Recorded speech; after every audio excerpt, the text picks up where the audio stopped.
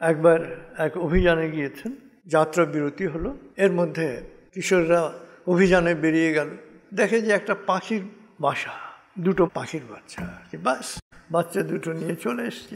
এর মধ্যে নবীজি এসে পড়েছেন।